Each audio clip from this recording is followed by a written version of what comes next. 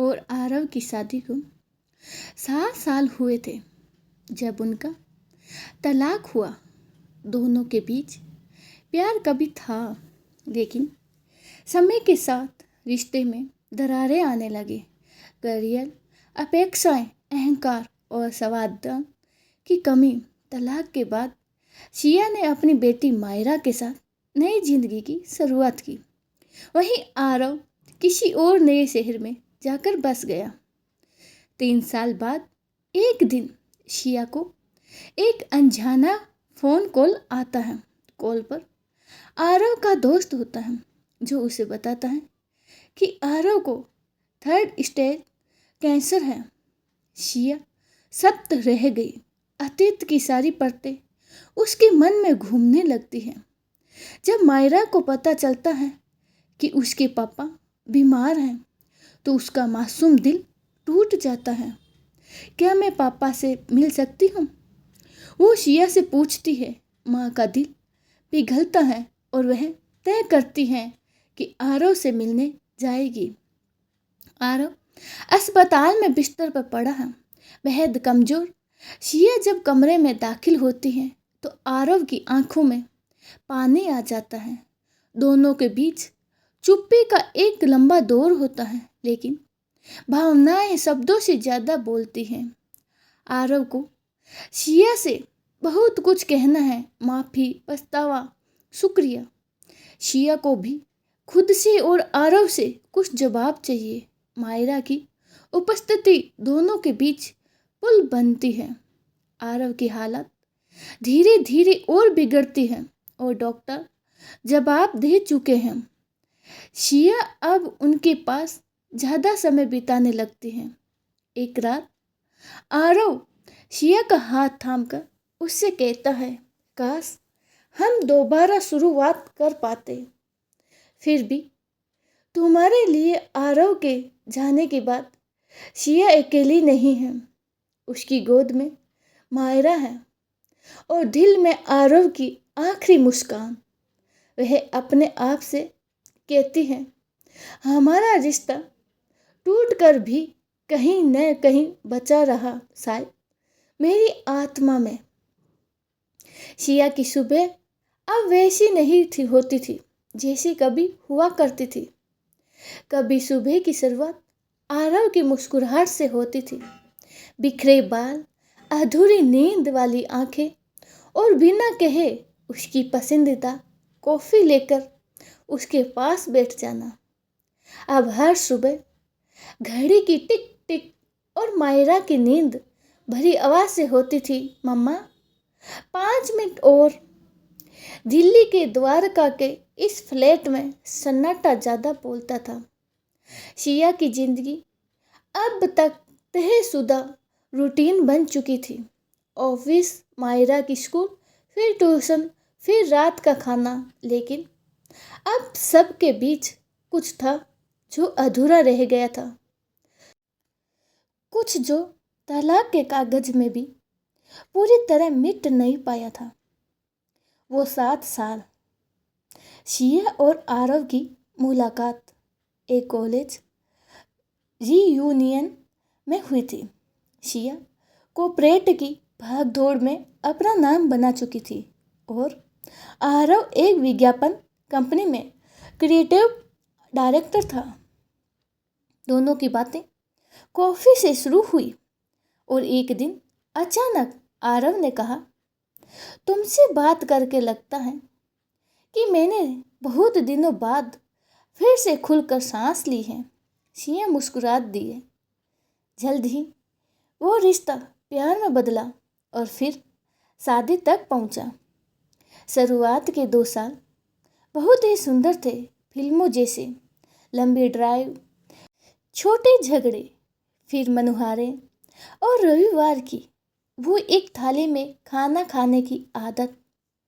फिर धीरे धीरे जिंदगी की असलियत ने अपने रंग दिखाने शुरू किए। करियर का दबाव बढ़ता गया। रात की शिफ्ट, मीटिंग्स, क्लाइंट डेडलाइन और फिर मायरा का जन्म। प्यार के बीच जिम्मेदारियां आकर बैठ गई। आरव को लगता था शिया अब बहुत बदल गई है और शिया को लगता था आरव अब उसकी भावनाएं नहीं समझता है। रात के खाने की मेज अब चुप्पियों से भरी होती है। कभी बहस, कभी ताने, कभी सिर्फ चुप रह जाना। प्यार धीरे धीरे बिखर रहा था और एक दिन तलाक के कागजों पर दोनों ने दस्तक कर दी। तलाक के बाद शिया ने मायरा के लिए सबको समेट लिया। वो नहीं चाहती थी कि मायरा को भी कभी ये महसूस हो कि उसके पापा अब उसके साथ नहीं रहते।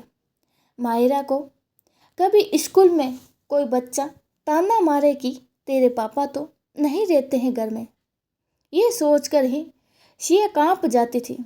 आरव से संपर्क कभी कभार मायरा के जन्मदिन या स्कूल रिपोर्ट के समय होता था, वो भी बस फॉर्मल। कभी कभी रात को जब शिया अकेली होती तो पुराने एल्बम निकालती और देखती शादी की तस्वीरें, गोवा ट्रिप की सेल्फियाँ, मायरा के पहले जन्मदिन का केक। एक आह-सी दिल में उठती, पर वो खुद को संभाल लेती थी। रीमा, उसकी सबसे करीबी सहेली, अक्सर कहती, तुम बहुत ही स्ट्रॉन्ग है यार, मैं होती तो कब का ही टूट जाती। शिया बस मुस्कुरा देती।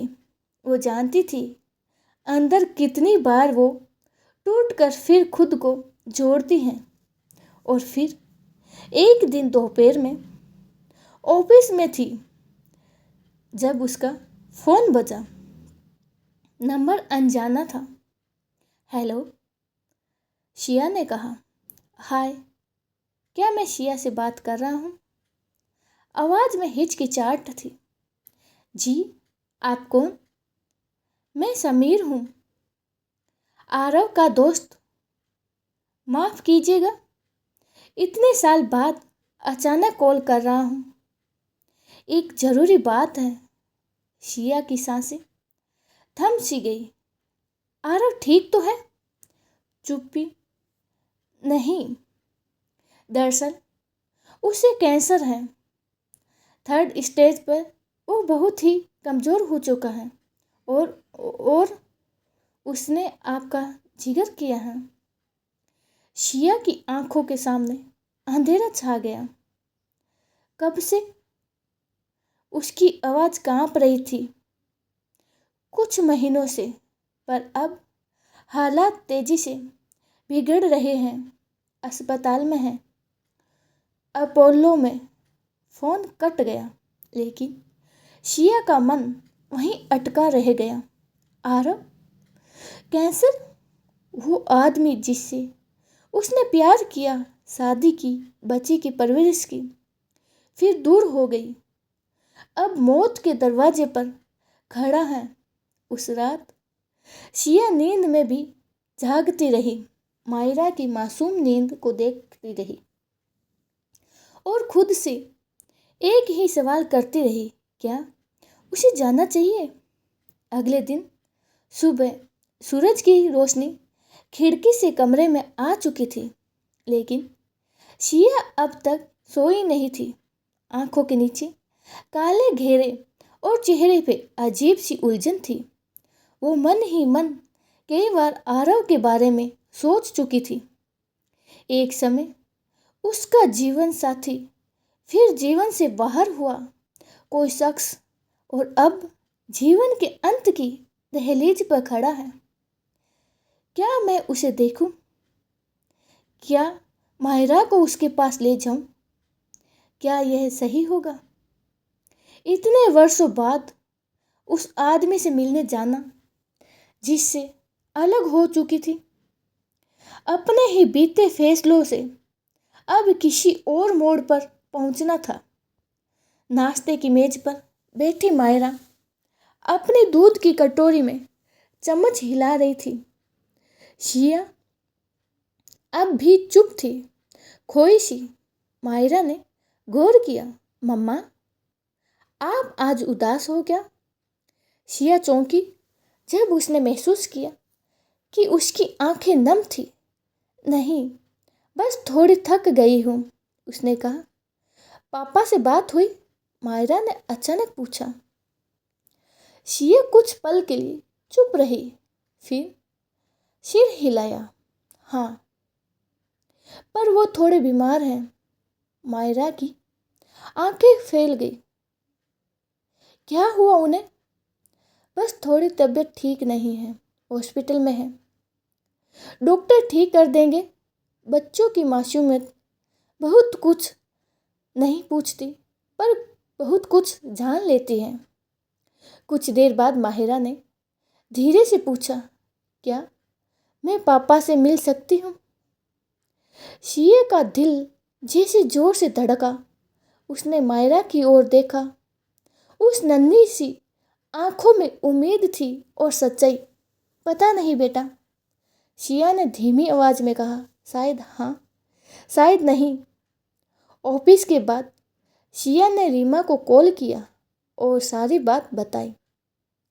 रीमा ने लंबी सांस लेते हुए कहा, तो तू जाएगी? नहीं जानती, शिया ने कहा। सोच रही हूँ जाना चाहिए या नहीं। मैं क्यों जाऊँ उसके पास? अब वो मेरा क्या है? रीमा कुछ पल चुप रहती है, फिर बोलती है, शिया, कभी कभी इंसान रिश्तों से नहीं, इंसानियत से बंधा होता है। तुम उससे अलग हो चुकी हो, लेकिन उसकी जिंदगी में एक समय पर तुम्हारा नाम सबसे ऊपर था। और अगर आखिरी समय में तुम्हें देखकर उसे थोड़ी शांति मिलती है, तो क्या तुम इतना भी नहीं कर सकते? शिया की आंखों से आंसू बह निकले, लेकिन वह टूट जाऊंगी रीमा। मैं फिर से नहीं जी पाऊंगी ये सब। वो चेहरा, वो कमरे, वो बातें। रीमा ने बस इतना कहा। और अगर तू नहीं गई तो क्या कभी खुद से आंख मिला पाएगी? अगले दिन शिया ने ऑफिस से छुट्टी ली। मायरा को तैयार किया, एक छोटा सा गुलदस्ता खरीदा और एक ड्राइवर से अपोलो अस्पताल का पता पूछते हुए गाड़ी में बैठ गई। दिल्ली की गर्मी, ट्रैफिक और हॉर्न, लेकिन शिया की दुनिया में सन्नाटा था। गाड़ी में बैठी मायरा ने पूछा, मम्मा, पापा ठीक हो जाएंगे ना? शिया ने मायरा का हाथ थाम लिया। हम दुआ करेंगे, हाँ। मायरा ने सिर हिलाया और आसमान की ओर देखकर कुछ बूंद बूंदाई, शायद अपने भगवान से बातें कर रही थी। अस्पताल के उस वार्ड में हल्की दवाई की गंध थी। एक खिड़की से धूप की रेखा कमरे में पड़ी थी और बीच में एक बिस्तर जिसमें बेहद ही कमजोर लेकिन पहचानने लायक चेहरा आरव। उसका चेहरा पीला पड़ चुका था, बाल बहुत कम, आंखें घिसी हुई, शरीर में मांस नहीं के बराबर। शिया ने जैसे ही कमरे में कदम रखा, आरव की आंखें खुली। बस कुछ पल तक समझ ही नहीं पाया, फिर बहुत धीमे से होठ हिले। शिया, वो नाम जो उसने कितने ही समय से नहीं सुना था, आज फिर से उसके कानों पर पड़ा। आरव की आंखें भर आई। उसकी नज़र मायरा पर पड़ी। मायरा झिझकते हुए उसके पास गई और धीमे से बोली, पापा। आरव के आंसू बह निकले। उसने जैसे तैसे अपनी बाह फैलाई। मायरा उसके पास जा बैठी और उसका हाथ थाम लिया। शिया एक कोने में खड़ी थी, बिल्कुल चुप, आंखों से आंसू बह रहे थे। वक्त जैसे थम गया था। थोड़ी देर बाद आरव ने शिया की ओर देखा, बहुत धीमे और टूटी आवाज से कहा, शुक्रिया। तुम्हें देखकर ऐसे लगा जैसे कुछ अधूरा अब पूरा हो जाएगा। शिया ने कुछ नहीं कहा, बस कुर्सी खींचकर उसके पास बैठ गई। कभी किसी रिश्ते के लिए शब्दों की ज़रूरत नहीं होती है, आंसू, चुप्पी और मौजूदगी ही काफ़ी होती है। अस्पताल के उस कमरे में वक्त ठहर गया था। आरव के चारों ओर मेडिकल मशीनों की बिप बिप करती हुई आवाज़ें थी, लेकिन उस दिन कमरे में सन्नाटे की गूंज ज़्यादा गहरी थी।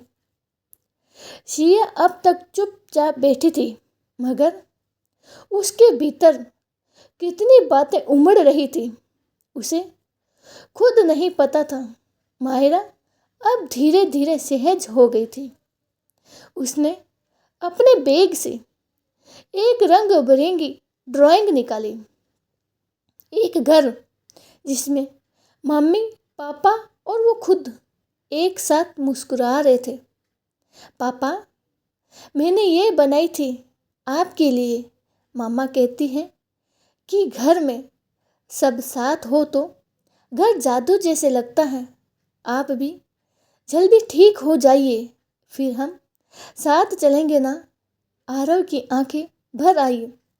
उसने वह चित्र अपने सीने से लगा लिया। बहुत सुंदर है बेटा, बहुत सुंदर। शिया की आंखें भीग चुकी थी, लेकिन उसने मायरा की ओर मुस्कुरा कर देखा। उसने महसूस किया कि ये मासूमियत थी इस रिश्ते की सबसे खूबसूरत कड़ी है। अचानक आरव ने शिया की ओर देखा। उसके चेहरे पर वो दर्द था जो सिर्फ पछतावे से आता है। शिया, उसने धीमे से कहा। शिया ने उसकी ओर देखा, बिना कोई सवाल किए। माफ़ कर पाओगी मुझे? कुछ पल चुप्पी छाई रही। उस वक्त मैं तुम्हारी जगह नहीं समझ सका। आरव की आवाज़ में कंपी थी। तुम काम करती थी, थक जाती थी, और मैं सिर्फ शिकायत करता रहा। तुम्हें समझना चाहिए था, पर मैं खुद को ही सबसे बड़ा समझने लगा था। मायरा के बाद तुम सब कुछ अकेले कर रही थी और मैं बस तुम्हें जज करता रहा। शिया की आंखें नम हो गई, पर वह चुप रही। मुझे लगता था कि तुम बदल रही हो, पर असल में मैं खुद ही अपने गलत मान को मैं बांधा था। आरव अब रो रहा था, एक टूटा हुआ आदमी जो आखिरी बार अपना बोझ उतारना चाहता था। शिया ने धीरे से उसका हाथ पकड़ लिया। अब क्या फर्क पड़ता है आरव? उसने बहुत धीमी आवाज में कहा। जो बीत गया वो लौट नहीं सकता। हम दोनों ही थक गए थे, बस अपने अपने तरीके से। फिर एक लंबा सन्नाटा। फिर आरव ने पूछा, क्या तुम अकेली हो? शिया मुस्कुराई, एक थकी पर शांत मुस्कान। अब नहीं, मायरा के साथ कोई अकेला नहीं होता। आरव धीरे धीरे थकने लगा था। उसकी सांसें थोड़ी भारी हो रही थी। डॉक्टर ने थोड़ी देर बाद आकर बताया कि आज उसे आराम देना बेहतर होगा। मायरा को जबरन ही बहला फुसला कर कमरे से बाहर ले जाया गया। बाहर लॉबी में बैठी शिया अस्पताल की दीवारों को देखती रही, जैसे दीवारों से कोई पुरानी याद टपक रही हो। शादी के शुरुआती दिन, पहली लड़ाई, मायरा का जन्म, पहली बार आरव को उसका पापा कहकर पुकारना। क्या वाकई सब खत्म हो गया? उसने खुद से पूछा। एक रात और गुजरी। शिया ने उस रात अस्पताल में ही रहने का फैसला किया। डॉक्टर ने कहा था कि अब गिनती के ही दिन बचे हैं। रात के करीब 2 बजे नर्स ने आकर कहा, वो बार बार आपका नाम ले रहे हैं। शिया भागी भागी अंदर गई। आरव ने उसकी ओर देखा। चेहरा और भी कमजोर, लेकिन आंखों में एक गहराई। मैंने तुम्हें कभी कह नहीं पाया, वो फुसफुसाया, पर अब कह देना चाहता हूँ। मैं आज भी तुमसे प्यार करता हूँ। शिया की आंखों से आंसू बह निकले। उसने आरव का माथा चूमा और मैं तुम्हें माफ करती हूँ, वो 2 वाक्य वर्षों की कड़वाहट, तकलीफ, अपमान और दूरी को बहा ले गए। आरव मुस्कुराया और आंखें बंद कर ली। सुबह के 5 बजे थे। अस्पताल के बाहर अभी भी हल्की अंधेरी थी। एक एक करके बत्तियां बुझ रही थी, पर एक कमरा ऐसा था जहां अंधेरा घुसा ही नहीं था, क्योंकि वहां बीते रिश्तों की रोशनी आज अपनी आखिरी सांसें ले रही थी। सुबह का वो क्षण, आरव की सांसें अब बहुत धीमी हो चुकी थी। नर्स ने कहा था, आज शायद आखिरी सुबह है। डॉक्टर भी यही मान रहे हैं। शिया पूरी रात वहीं बैठी रही थी।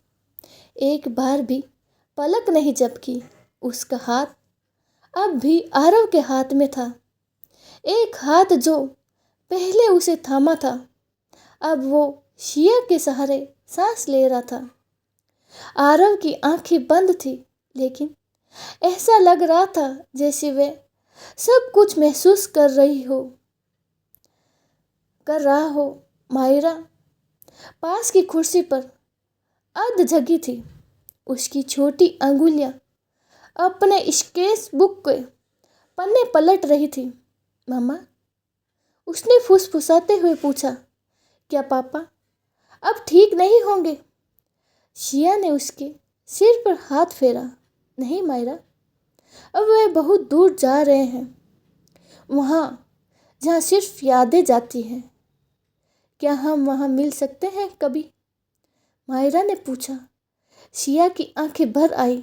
हाँ बेटा, जब हम अपने अच्छे कर्म करते हैं और जब हम किसी को सच्चे दिल से याद करते हैं, तब वे हमें वहीं मिलते हैं। सुबह के 6:10 पर आरव की आंखें एक बार हल्की सी खुली। उसने बहुत धीमे स्वर से कहा, मायरा। मायरा उसके पास गई। उसने पापा की हथेली पर अपना नन्हा हाथ रखा। मैं आपकी गुड़िया हूं ना पापा? आरव की आंखें भर आई। हमेशा, उसने बड़ी ही मुश्किल से कहा। और तुम्हारी मम्मा, मेरी सबसे प्यारी दोस्त। शिया ने उसका माथा चूमा। आरव मुस्कुराया, बहुत हल्की सी मुस्कान, और उसकी सांस थम गई। मशीन की आवाज़ अब एक सीधी रेखा में बदल चुकी थी। एक जिंदगी जो कभी हंसी थी, कभी आंसू, अब सिर्फ याद बन चुकी थी। शिया ने धीरे से आरव की आंखें बंद की। उसकी अंगुलियां कांप रही थी, पर चेहरा शांत था। डॉक्टर ने हल्के से सिर हिलाया, पर अब कुछ नहीं बचा बोलने को। कुछ रिश्ते जब पूरी तरह टूटते हैं, तभी में समझ में आते हैं कि वो कितना गहरे से जुड़े थे। शिया ने आरव की सफ़ेद चादर पर वो ड्राइंग रख दी जो मायरा ने बनाई थी, एक मुस्कुराता परिवार।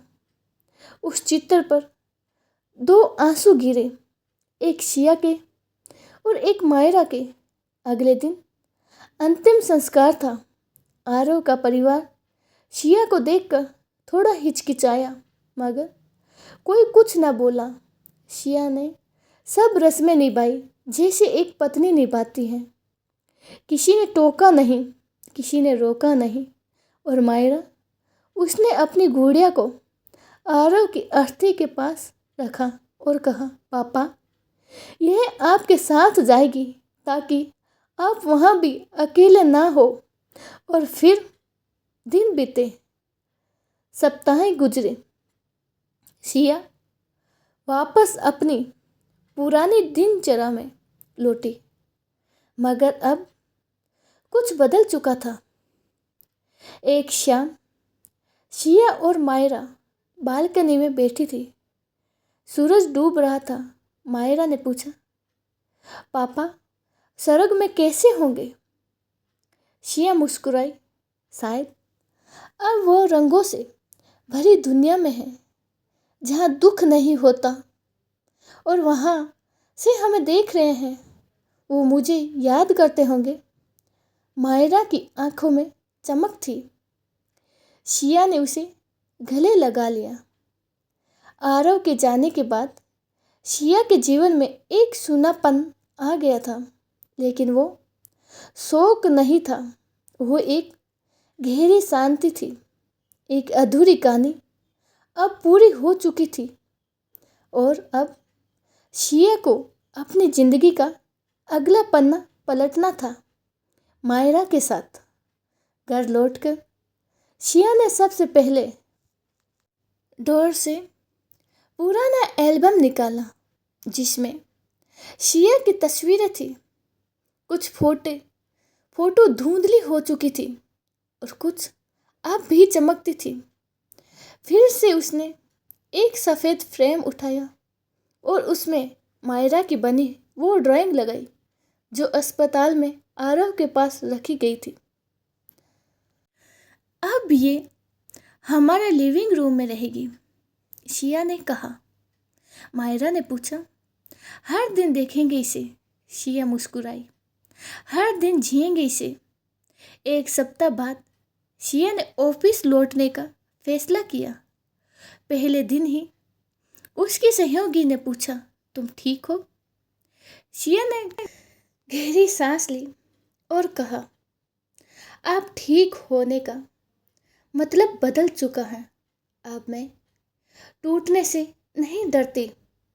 वो पहले से ज़्यादा शांत और पहले से ज़्यादा मजबूत दिख रही थी। मायरा अब रोज़ स्कूल जाती थी और हर दिन अपने पापा के तारे को गुड मॉर्निंग बोलती थी। एक दिन उसने स्कूल से एक पेंटिंग बनाई जिसमें एक लड़की थी और ऊपर आसमान में एक सितारा। ये मैं हूँ, मायरा ने बताया, और वो पापा हैं जो मुझे देख रहे हैं। शिया ने पेंटिंग को देखकर कुछ नहीं कहा, बस धीरे से चूम लिया। उस रात जब मायरा सो चुकी थी, शिया बालकनी में अकेली बैठी थी। चांद पूरा था और हवाओं में हल्की ठंड। शिया ने एक कप चाय हाथ में ली और अपने भीतर झांका। आरव जहाँ भी हो, शुक्रिया, उसने धीमे से कहा। शुक्रिया मुझे सिखाने के लिए कि माफ़ी भी एक प्रेम होता है और विदाई में भी एक अपनापन होता है। फिर एक चिट्ठी निकाली जो उसने आरव के जाने के बाद लिखी थी, लेकिन कभी भेजी नहीं। प्रिय आरव, जब तुम गए एक हिस्सा मेरा भी चला गया, लेकिन अब मैं जानती हूँ उस हिस्से के बिना भी मैं अधूरी नहीं हूँ।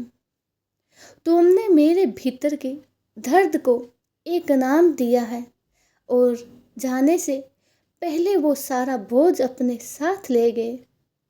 आज मैं फिर से जी रही हूँ अपनी शर्तों पर, मायरा के साथ, तुम्हारी यादों के साथ। और यहाँ अब मैं तुम्हें माफ़ नहीं और भी ज़्यादा समझ चुकी हूँ। उस चिट्ठी के साथ ही शिया ने खुद को एक नई शुरुआत की अनुमति दे दी। अब हर रविवार शिया और मायरा पास के पार्क में जाती हैं। वहाँ एक बेंच थी जिस पर उन्होंने एक प्लेट लगाई थी आरव की याद में, एक पिता जो अब एक तारा है। मायरा वहाँ फूल चढ़ाती और एक कहानी सुनाती जैसे पापा सुनते थे। वक्त बीता, जख्म अब निशान बन चुके थे और निशान यादों के धागे। शिया ने मायरा के साथ एक नई किताब शुरू कर दी जिसमें अब रोना नहीं था, बस अपनापन था। कभी कभी जिंदगी हमें ऐसे मोड़ पर लाती है जहाँ माफ़ करना ही प्रेम का सबसे गहरा रूप होता है और जहाँ प्रेम एक बार फिर लौटता है, किसी बच्चे की मुस्कान में, किसी चित्र में या किसी चुप चिट्ठी में। शिया और आरव की कहानी अधूरी थी पर मायरा ने उसे मुकम्मल बना दिया। दोस्तों, ये कहानी आपको कैसी लगी कमेंट बॉक्स में ज़रूर बताइएगा। धन्यवाद।